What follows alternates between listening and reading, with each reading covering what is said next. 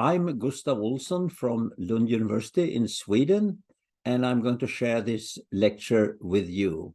And together with my co-authors, Pernille Ingelsson from Hillerød Utility in Denmark, and Bengt Karlsson from Uppsala University in Sweden, I'm going to share this lecture number 2.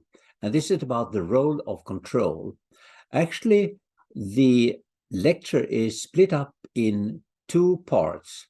In the first part, I will talk about disturbances in treatment operations. And disturbances is the reason for control. Without them, we wouldn't need any control. And then we'll talk about dynamical models in slow and in fast timescales. What does it mean seen from a wastewater treatment point of view?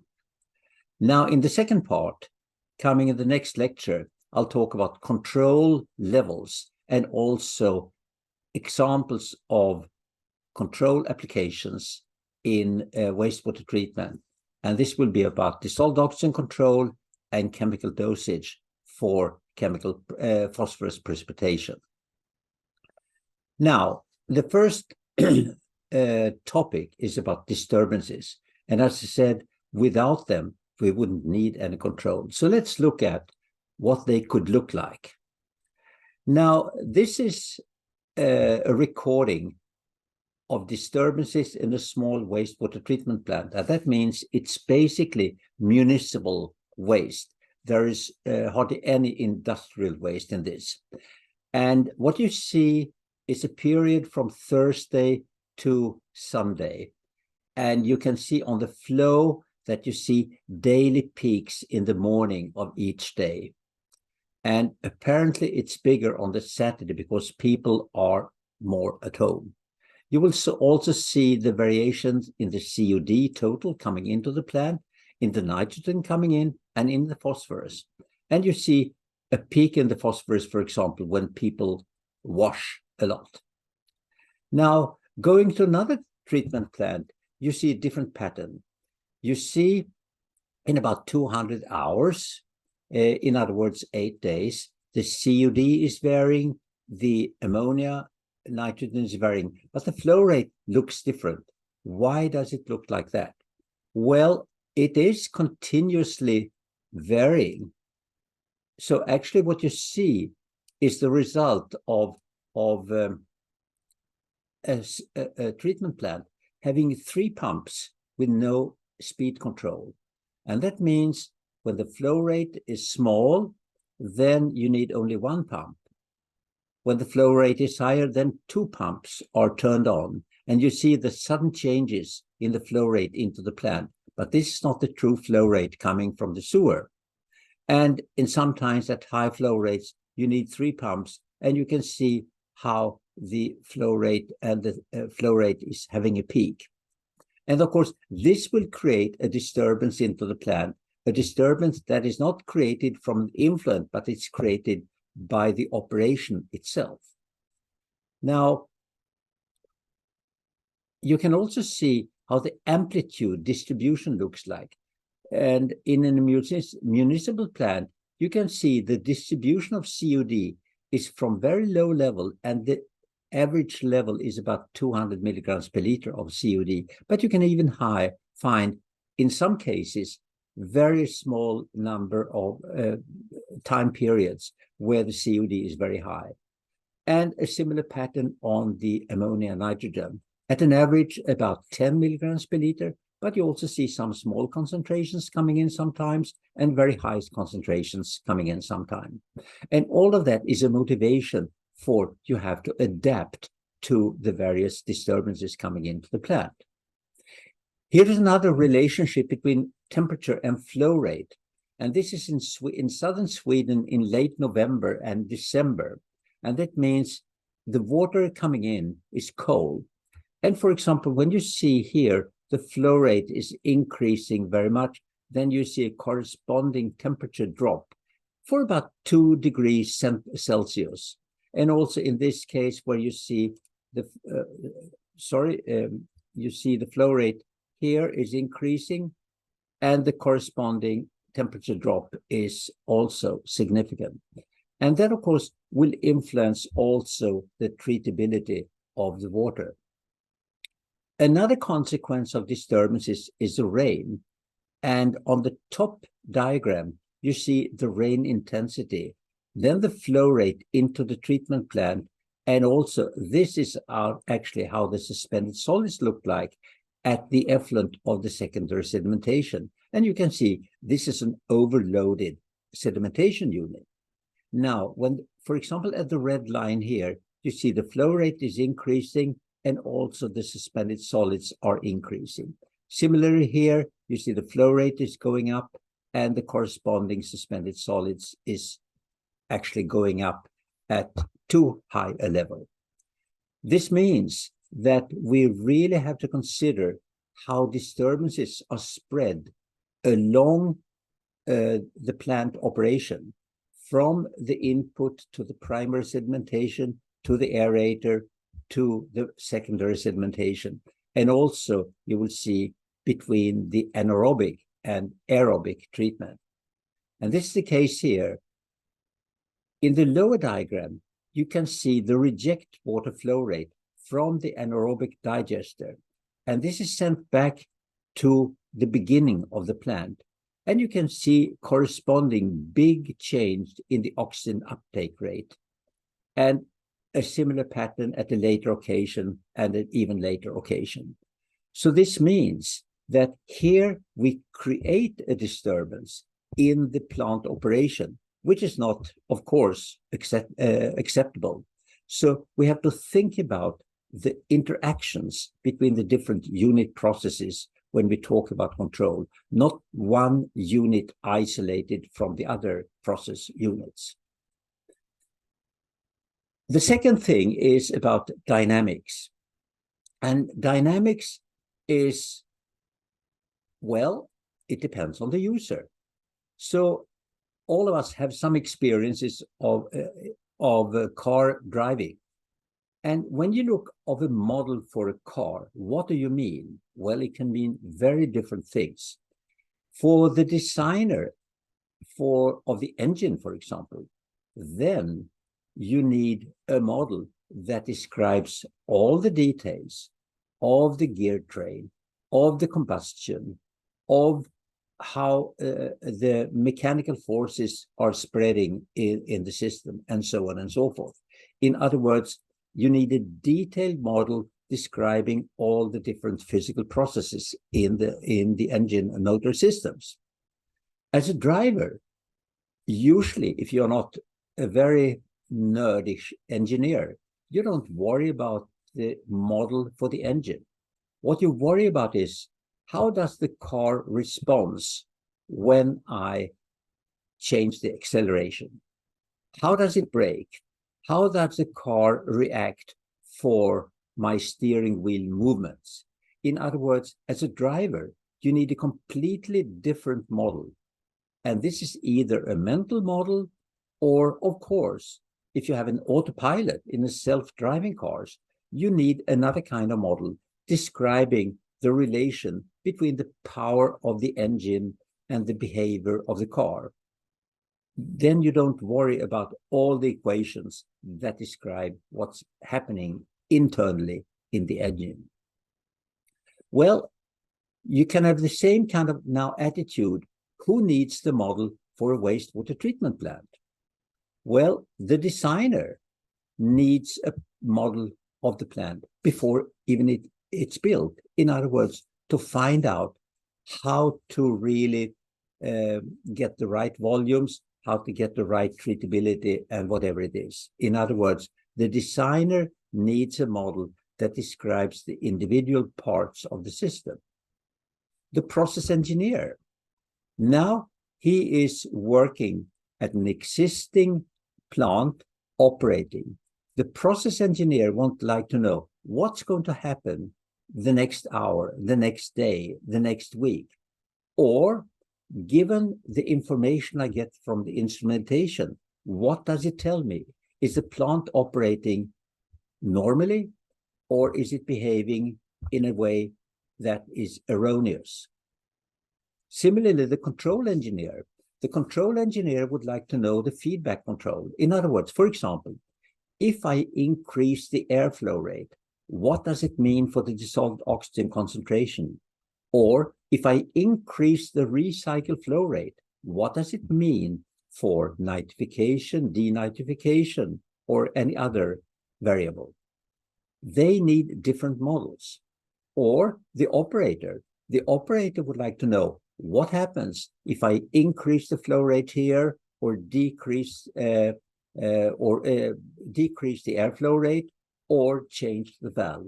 In other words, the operator would like to know and have a good supervision of what's going on just now in a short time scale. The educator would like to understand and give away that kind of understanding to the students. And the educator need models probably for each one of the different unit processes in order to understand what's going on. And the researcher like to have a model to explore new possibilities, change parameters, change volumes, change flow rate, and so on and so forth, to explore what can happen.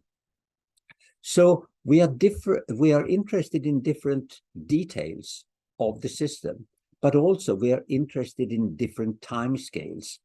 And all of that has to be considered when we talk about models for wastewater treatment. The basic rule in all model building: don't throw away a priori knowledge of the system. And I'll talk more about that in lecture 4 when we talk about machine learning. But just now, just remember, don't throw away what you know. Well, is there a perfect model? Well, one definition could be the simplest model that supports the decision to be made. In other words, a perfect model for the educator is something different than the perfect model for the operator. Many years ago, I was at the sabbatical year at the University of Wisconsin in Madison in the US, and met regularly with George Box, who is one of the great researchers and authors on statistical analysis. And he said regularly, all models are wrong, but some are useful. And this is something that we have considered. Another way to say it is that, well, everything should be as simple as possible, but not simpler. So in other words, don't try to maximize the number of equations if that doesn't give a purpose for your model. Let's look at some of the dynamic model. How do you set it up? And I will look at the concentration balance of a vessel, of one reactor, or one mixing tank.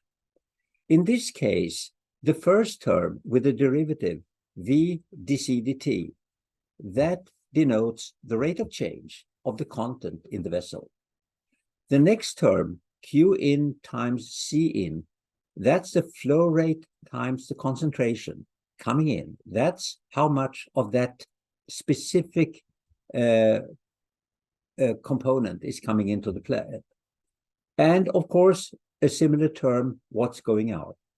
Then we produce something by chemical or biological reactions, and the reaction rate is K, showing the speed of the reaction. And in the same way, you have a decay rate. Some of this component, for example, substrate, is consumed in the system. So let's look at one term at a time of these terms. V dc dt, the rate of change. V is a volume of the vessel in cubic meters. The concentration is measured in kilograms per cubic meter, and it's divided by the time in hours. And if you simplify the expression, you see this is amount kilograms per hour coming into the vessel or the reactor. Now you look at the flow coming in and the flow getting out. These are cubic meters per hour. That's a flow rate. And the concentration, kilograms per cubic meter, which is simplified to, again, kilograms per hour. It has to be consistent dimension of all the terms. Now, if you look at the reaction rates, First, you have the production, that's a volume in cubic meters. The K is a rate, in other words, the speed of the reaction per hour. And the concentration, again, kilograms per cubic meter. And again, this is simplified with kilograms per hour. So you see that the terms in the whole reaction have to make sense. They have to have a similar dimensionality. Otherwise, our model will be, of course, false. So let's look at this now on a specific system, which is a complete mix tank, where you see an inflow with a flow rate Q, cubic meters per hour, and the concentration C in. In the reactor itself, you have a concentration. It's completely mixed reactor, so the concentration is the same all over, and the volume is V. And the same flow is going out as coming in. So that means V, the volume, is constant all the time. And the concentration out is the same as the concentration in the vessel itself. So you set up the balance equation. There is no chemical reaction. So you have the V dc dt is equal to the mass flow in minus the mass flow out of the system. If you divide by Q here, you get something called the time constant. That's a volume in cubic meters divided by the flow rate, which is cubic meters per hour. In other words, T is a time constant measured in hours.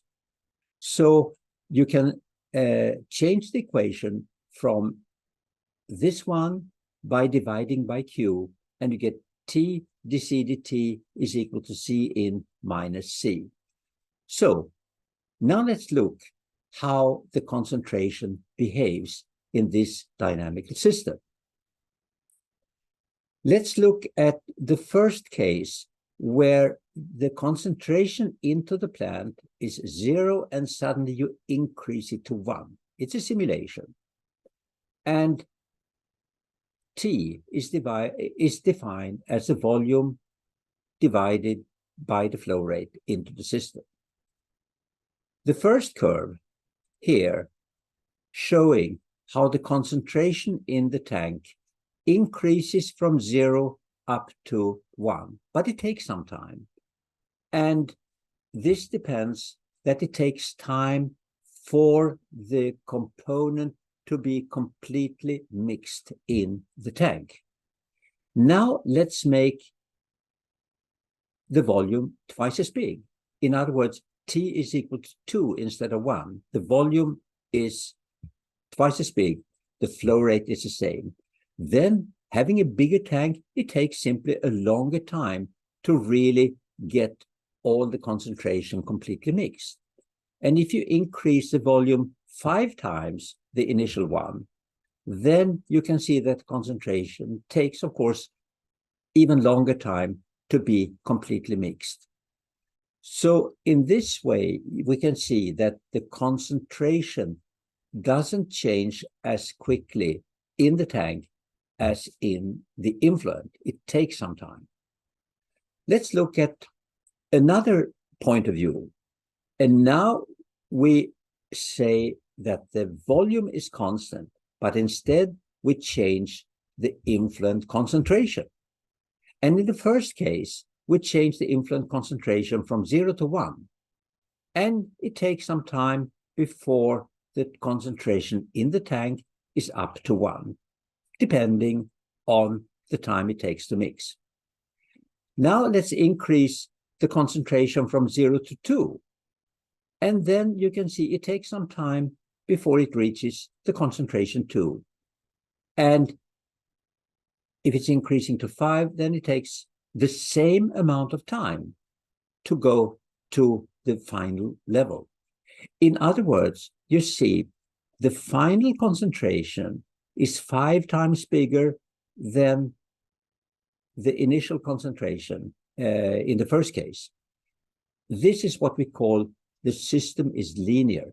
If you double the concentration, you will double in the input, you will double the concentration in the reactor. That's what we call a linear system. Many of the systems we find in wastewater treatment are not linear, so the result is different. For example, when you double the airflow into an aerator, that doesn't mean that the dissolved oxygen will double. Instead, it's probably, depending on where you are, it may increase even more, or it may increase less than 2 times. So the dissolved oxygen concentration is something that is nonlinear. Going to another case, now we let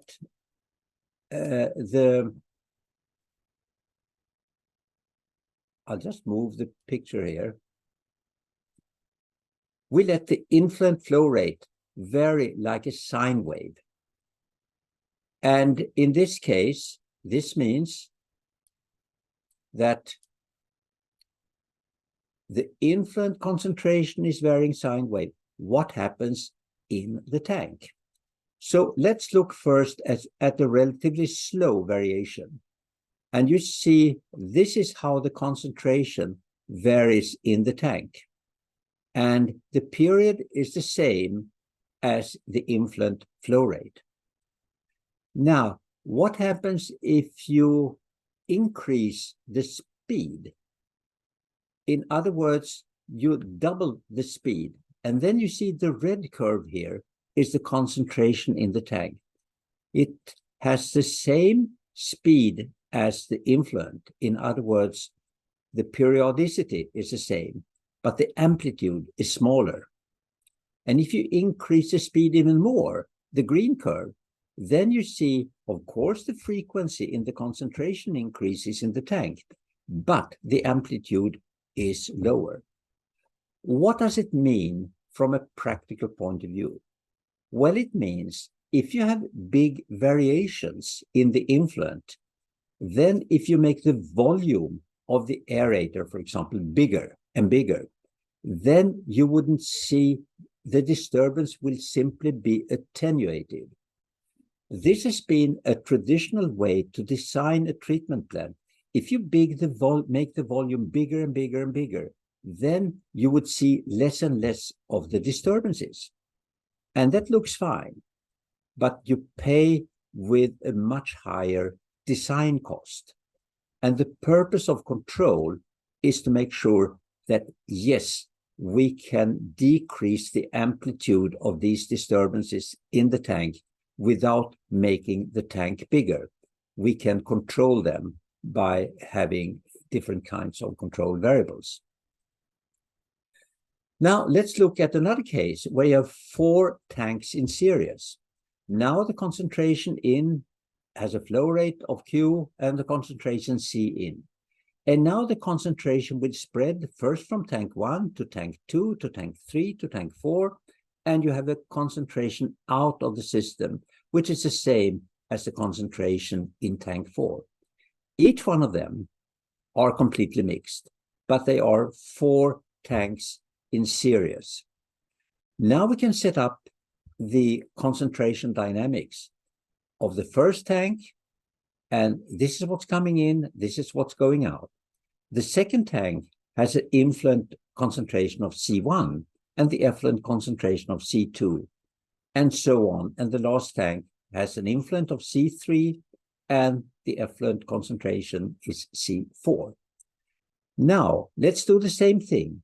The influent concentration is increasing from 0 to 1.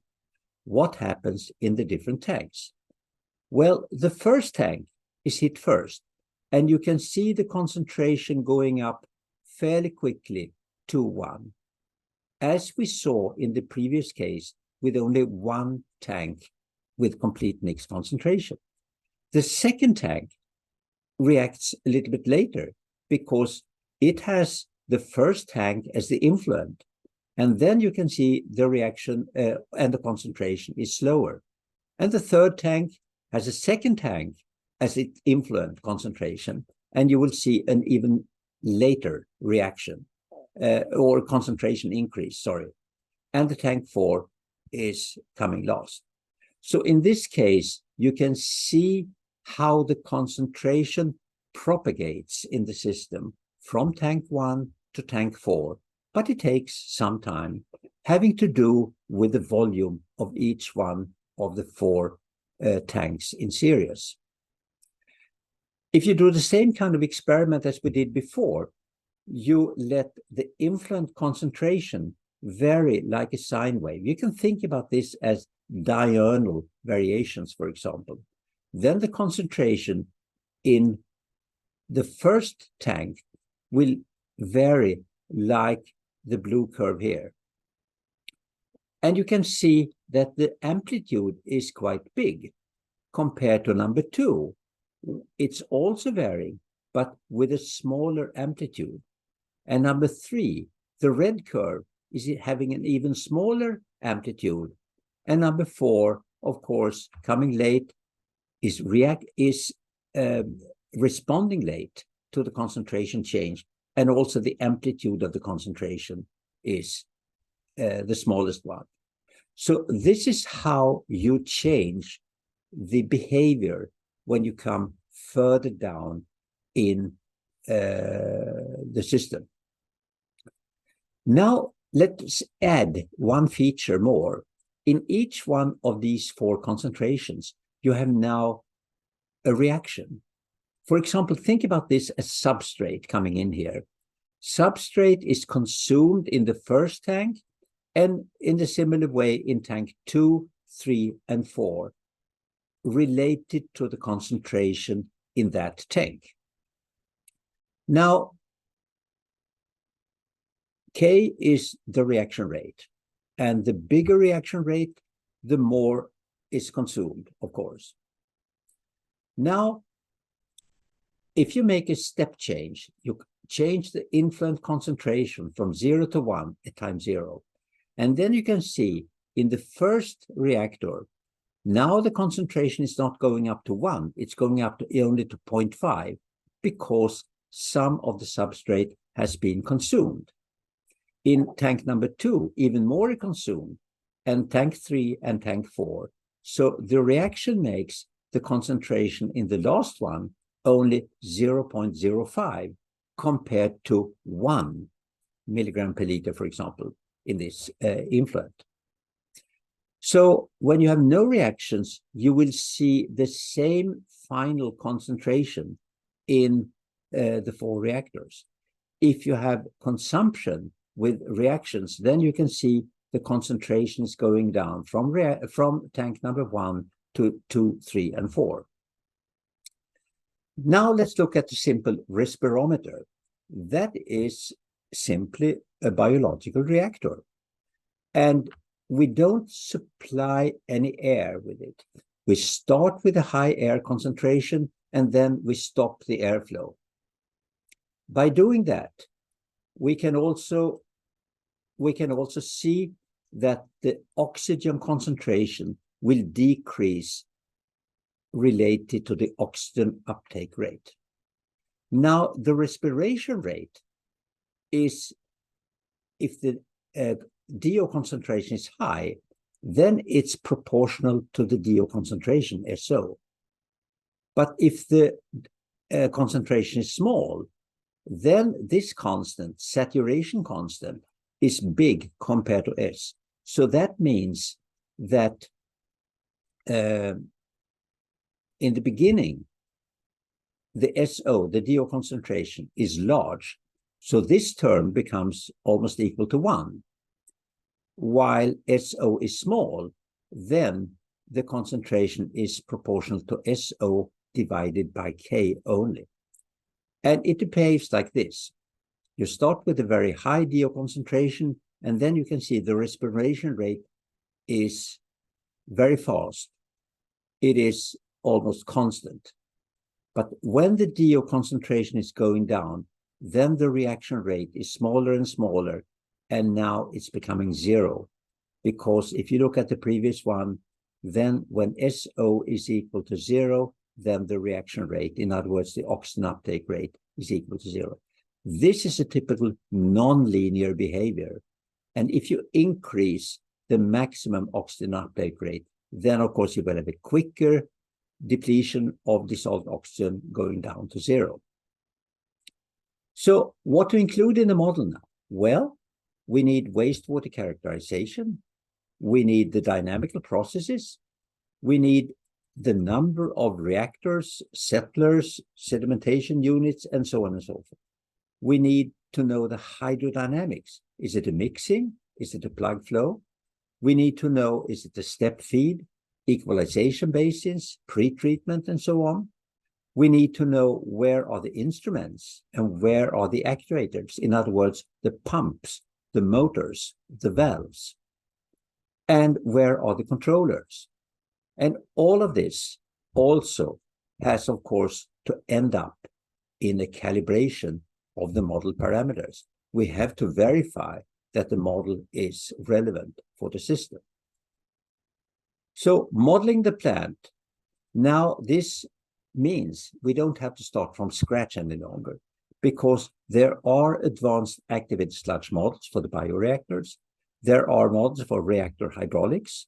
There are models for settlers and clarifiers. And they are both in 1 dimension, 2 dimension, and 3 dimensions. We have models for primary settlers, for pumping, for sensors. We have models for anaerobic digestion, the anaerobic digester models, and greenhouse gas models. The point is we have to interface these unit processes to bring them together. And now we come to what we call the plant-wide modeling. All of this has to be included in an advanced plant. So the model validation is a matter of what we call identifiability. We have to know that given the measurements, we can verify the model. The control signals have to be sufficiently exciting so we see that they really make a change. And we have to identify the systems having all the recirculation, return sludge flow rate, nitrate recirculation, recirculation from reject water from the anaerobic digester.